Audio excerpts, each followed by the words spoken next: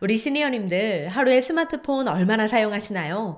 워낙에 하루 종일 곁에 두고 있는 게 스마트폰이다 보니 내가 하루에 얼마나 스마트폰을 들여다보고 있는지, 스마트폰에서 어떤 기능을 가장 자주 이용하는지 이런 걸 잊고 지낼 때가 참 많습니다. 그런데 간편하게 확인하는 방법이 있습니다. 아마 이걸 보시면 다들 깜짝 놀라실 텐데요.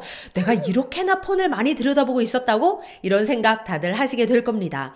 우리 시니어님들께서는 삼성폰을 가장 많이 이용하시니까 삼성 스마트폰을 기준으로 알려드리겠습니다. 스마트폰 속 톱니 모양 아이콘인 설정으로 들어가 주세요. 여러 가지 카테고리들이 쭉 나올 텐데요. 밑으로 조금 내리면 디지털 웰빙 및 자녀 보호 기능이 보입니다. 이걸 눌러주세요. 그러면 내가 하루에 스마트폰을 얼마나 사용하고 있는지 한눈에 확인할 수 있는데요. 저도 진짜 충격받았습니다. 저 같은 경우는 하루에 스마트폰을 무려 7시간 14분이나 사용했다고 나왔는데요. 와, 저는 제가 이렇게나 많은 시간을 할애하고 있는지 정말 몰랐습니다. 뭐 기껏 해봐야 2-3시간 정도겠지라고 생각했는데 진짜 하루 종일 스마트폰을 붙들고 살았네요. 그 중에서도 동영상에 2시간 46분, 소셜, 그러니까 뭐 SNS 같은 것들이죠. 여기에 2시간 36분, 뉴스와 정보에 1시간 46분을 썼다고 나옵니다. 그 아래에 보면 많이 사용한 앱도 나오는데요. 저는 유튜브 앱을 가장 많이 사용했고, 그 다음 티저나라는 전화 앱, 그리고 네이버 앱을 많이 사용한 것으로 나타났습니다. 그리고 시간 부분을 누르면 사용 현황이 구체적으로 나오는데요. 일요일부터 토요일까지 매일 몇 시간씩 사용하고 있는지가 보입니다. 우리 시니어님들은 얼마나 사용했다고 나왔나요? 가장 많이 사용하는 앱으로는 또 뭐가 나왔나요? 댓글로 함께 공유해 주시면 감사하겠습니다. 그런데 휴대폰을 오래 보는 게 도대체 뭐가 문제인 걸까요? 그건 바로 도파민 중독에 빠질 수 있다는 겁니다. 그리고 이미 도파민 중독에 빠진 사람들이 요즘 정말 많습니다. 도파민이란 중추신경계에서 형성되는 신경 전달 물질로서 뇌신경 세포에 흥분을 전달하는 역할을 하는데요. 즐거움, 쾌감, 이런 감정과 관련된 신호를 전달하는 물질입니다. 그럼 이 도파민이 언제 분비되느냐? 목표를 달성했을 때, 맛있는 음식을 먹을 때, 자극적인 상황에 노출이 됐을 때, 이럴 때 우리 뇌에서 도파민이 분비됩니다. 그런데 이 도파민이 무조건 나쁜 건 아닙니다. 사람을 기분 좋게 하는 행복 호르몬과 같은 역할도 하는데요. 하지만 너무 많이 분비돼도 문제고 너무 적게 분비돼도 문제가 됩니다. 도파민이 너무 적게 분비된다면 우울증에 걸릴 수 있고요. 너무 과도해지면 조증이 생길 수도 있습니다. 그런데 문제는 요즘 스마트폰에 중독된 사람들이 바로 이 과도한 도파민 분비로 인한 도파민 중독과 관련이 높다는 겁니다. 스마트폰 중에서도 뭐가 특히 문제냐?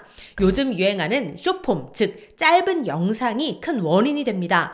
유튜브로 따지자면 쇼츠 영상, 이런 것들이 도파민 중독을 일으키는데요. 긴 영상을 1분 이내로 짧게 요약해서 보여주거나 자극적인 부분만 잘라서 짧게 보여주기 때문에 원본 영상이나 긴 영상보다 더 강한 자극을 주는 특징이 있습니다. 이런 자극적인 컨텐츠에 노출되는 시간이 길어지면 불안, 우울증, ADHD 등의 문제가 생길 수 있는 거죠. 스마트폰 좀 오래 봤을 뿐인데 이런 정신적인 문제까지 생길 수 있고 실제로도 요즘 많이들 생기고 있다는 겁니다. 그렇다면 지금 나의 스마트폰 사용 패턴은 괜찮은 걸까요? 전 세계 35개국 출간 글로벌 베스트셀러이자 아마존 리뷰 2867건, 굿리즈 리뷰 15849건에 달하는 캐서린 프라이스의 스마트폰과 헤어지는 법이라는 책에서 스마트폰과 나의 관계가 어떤 상태인지 알아볼 수 있는 스마트폰 강박 테스트를 소개하고 있는데요. 앞에서 스마트폰 사용 시간을 체크해봤다면 지금부터는 스마트폰 강박 테스트를 해보겠습니다. 총 15개의 문항이 있습니다. 이 중 몇 개나 해당되는지 지금부터 체크해보시기 바랍니다. 당신은 스스로 생각하는 것보다 더 많은 시간을 스마트폰에 쓰고 있습니까? 주기적으로 스마트폰을 바라보며 아무 생각 없이 시간을 보내고 있는 자신을 발견하십니까? 스마트폰을 보느라 시간이 가는 줄 모르는 경우가 있습니까? 실제로 사람과 대화하는 것이 아니라 문자 메시지를 보거나 트위터를 하거나 이메일을 쓰는데 더 많은 시간을 보내곤 합니까?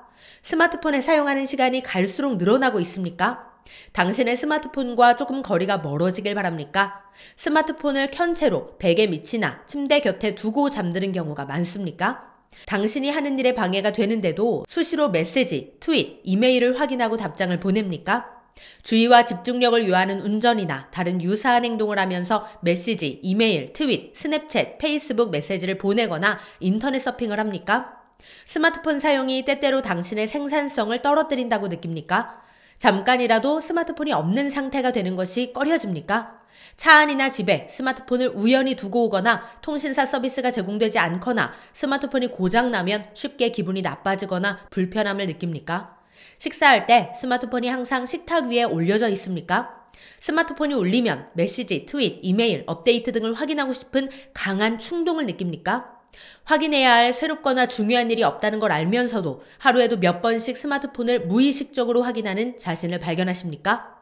우리 시니어님들께서는 몇 개나 해당되시나요? 각 문항 개수에 따른 설명을 보여드리겠습니다.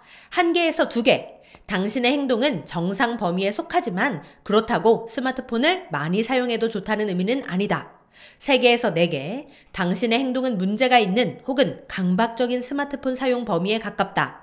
5개에서 7개. 당신은 문제가 있는 혹은 강박적인 스마트폰 사용 패턴을 지니고 있을 가능성이 있다.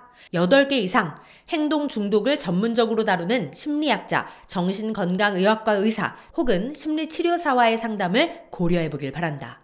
우리 시니어님들은 어떠신가요? 스마트폰을 가지고 있는 한 5개 이상 체크하신 분들이 많으실 텐데요. 물론 그렇다고 해서 이 스마트폰은 나쁜 것이니 스마트폰을 사용하지 말아라!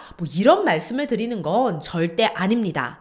스마트폰은 현재 우리 생활에 떼려야 뗄 수 없는 필수품이자 우리의 일상생활에서 엄청난 편리함을 주고 있죠. 즉 스마트폰을 사용하되 더 건강하게 또 현명하게 사용하는 게 중요한 겁니다. 그럼 어떻게 해야 할까요? 앞서도 소개해드린 스마트폰과 헤어지는 법이라는 책을 추천드리고 싶은데요. 이 책에서는 도둑맞은 4시간을 되찾는 30일간의 플랜을 구체적인 방법으로 안내하고 있습니다. 첫째 주는 기술의 우선순위를 정하라입니다. 스마트폰의 장점은 누리되 단점으로부터 스스로를 보호하기 위해 어떤 앱을 설치하고 또 어떤 앱을 삭제해야 할지 또 앞으로 무엇에 주의를 기울여야 할지에 대한 방법을 이야기하고요. 둘째 주는 습관을 바꿔라를 통해 불필요한 스마트폰 사용 습관을 현명하게 바꿀 수 있는 방법들을 제시합니다. 셋째 주는 당신의 원래 뇌를 되찾아라인데요. 마음챙김 실천을 통해 우리의 뇌를 다시 훈련하고 주의 지속 시간을 강화하는 방법을 알려줍니다. 마지막 넷째 주는 스마트폰과 맺게 될 새로운 관계를 통해 앞선 3주 동안 도모해온 변화가 완전히 자리 잡도록 도울 수 있는 방법들에 대해 알려줍니다. 이렇듯 스마트폰을 건강하고 현명하게 사용해서 도둑맞은 4시간을 되찾을 수 있는 방법을 확인할 수 있는데요.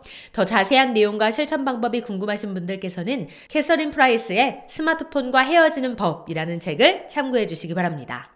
네, 오늘은 스마트폰 중독, 도파민 중독에 대한 이야기와 함께 스마트폰과 헤어지는 법에 대해서도 소개해 드렸는데요. 앞으로는 스마트폰의 노예가 아니라 스마트폰의 주인으로서 더 건강하고 현명하게 사용해서 몸도 마음도 모두 건강하시길 바라는 마음입니다. 저 역시 함께 실천하도록 하겠습니다. 그럼 오늘도 편안한 하루 보내세요. 감사합니다.